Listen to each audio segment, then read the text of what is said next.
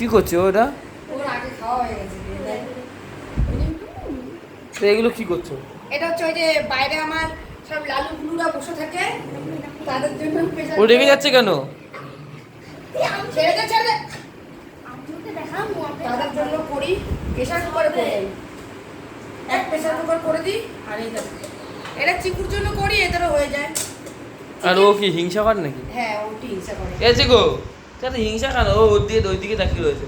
চিকুর এখন বড় বদমাশ হয়ে গেছে, এখন আর দই দিয়ে ভাত খায় না, এখন রেগুলার মাংস।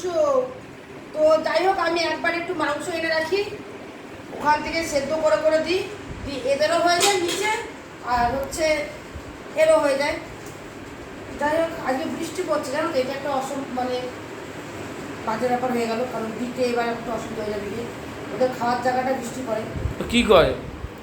তোমার খাওয়া গেছে বাবা, তোমার সবার আগে খাওয়া হয়ে গেছে। পেটুকটা এটা আমি ভালো করে মেখে দেবো, খুব সুন্দর পরিষ্কার করে খেয়ে নেবো। জানো তো পাখিগুলো দেখি এসে খায়, ওই বিড়ালও খায়, কুকুরগুলোও খায়। কী করবো বলো, ওদের সত্য কথা বলতে কি আমাদের এই পাশাপাশি সবাই দেয়, কিন্তু আমি বলে না, এই পাশের বাড়ি দেয়, ওই পাশের বাড়ি দেয়, সবাই দেয়, এদের পেট ভরে যায়।